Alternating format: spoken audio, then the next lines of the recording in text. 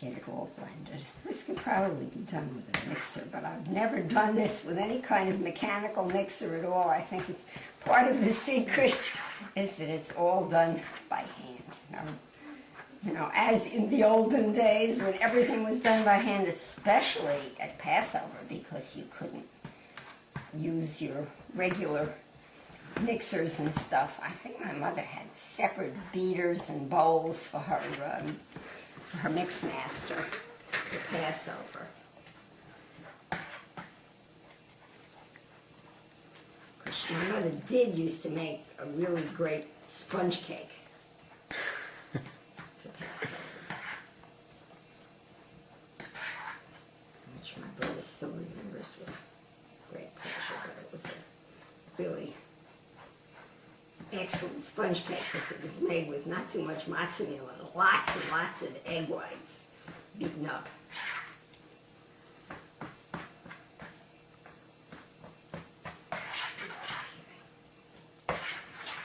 Whereas my mother made the Manischewitz mixes. I don't even have any of this year. They're just awful. Yeah, Except for the ones with the coffee cakes with the cinnamon toppings. The toppings were good. The rest of the cakes. Well, I don't bother. No, it's buy any of those. Just to buy this muffin mix occasion. I don't buy any of those. Yeah, it's all terrible. And all the desserts are awful, except for the Barton's chocolate, which Marjorie is bringing later. Oh, good. And I have those silly marshmallows and the fruit slices. The fruit slice. Everybody loves the fruit slices. I only bought 2 boxes, but, you know, whatever. I don't care if it all goes at the Seder. And since we only have one Seder, well, we have sort of half-assed one tonight. Usually one Seder these days. So. Okay, now I'm going to...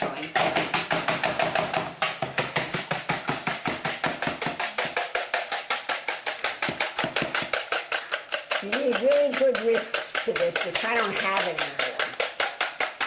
So I do a kind of a double on a bead as long as I can stand it. And then it's starting to bubble. Give a...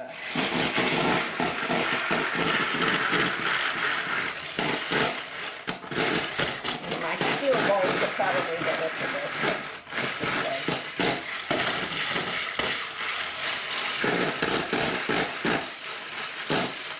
I can tilt it if no, I guess I was going to say I could tilt it, but I guess that wouldn't be a good idea. No, it's fine. Get it to a nice foamy consistency, and then I'll whisk it a little bit more to add a little more volume. The hand egg beater works pretty well.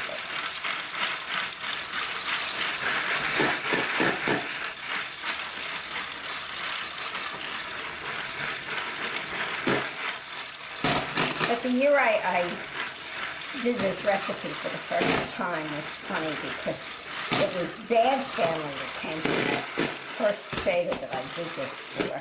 And I was so excited with these matzo balls that were so gorgeous, and I floated around in the soup.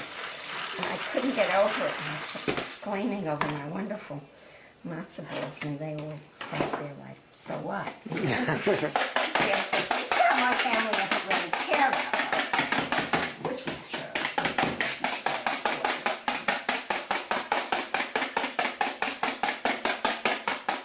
I think Grandpa Perry was probably not around for that.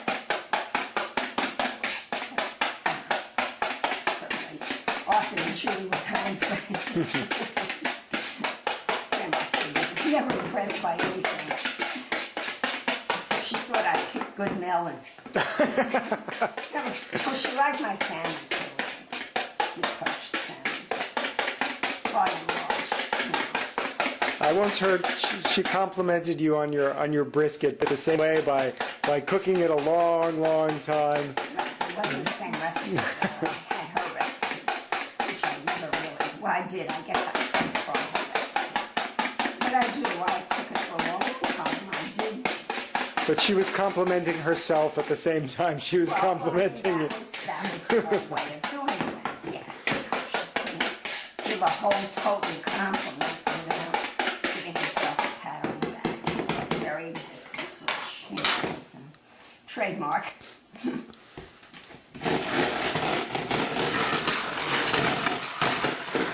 almost good enough. It needs to form soft peaks, not quite.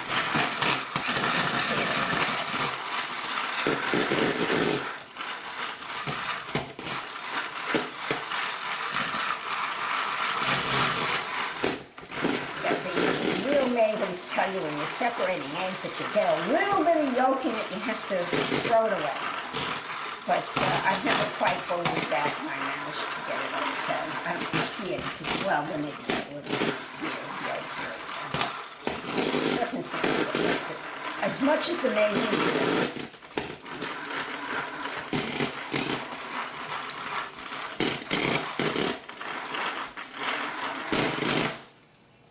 We got soft peaks? Yeah, we got soft peaks. Okay, run it all off there. Now let me make sure that this stuff is all lumped.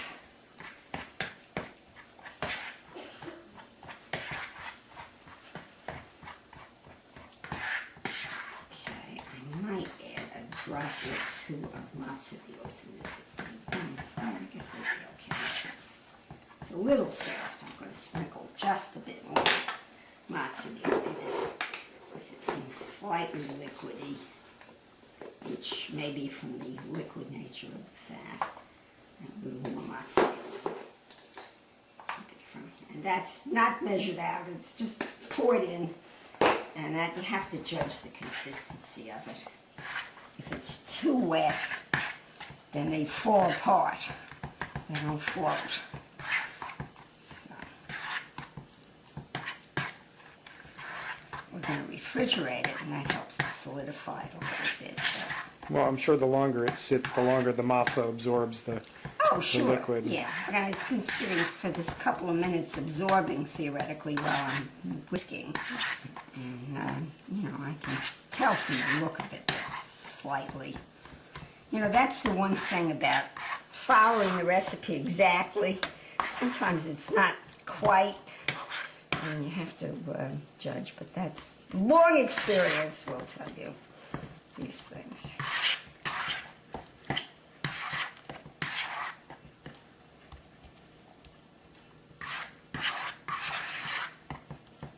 But I think that the reason it's loose is because I'm not using solid fat, I use liquid fat.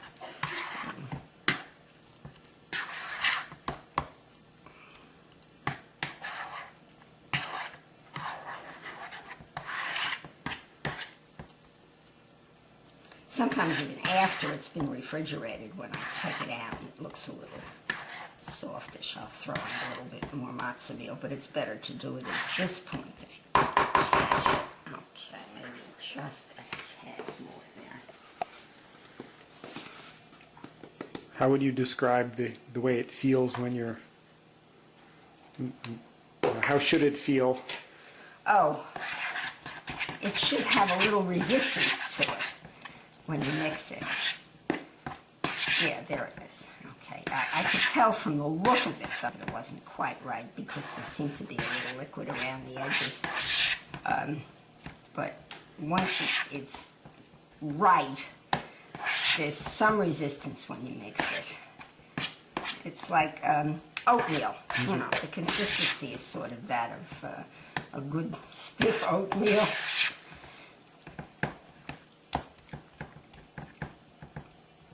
Okay, all the lumps are out, and now we will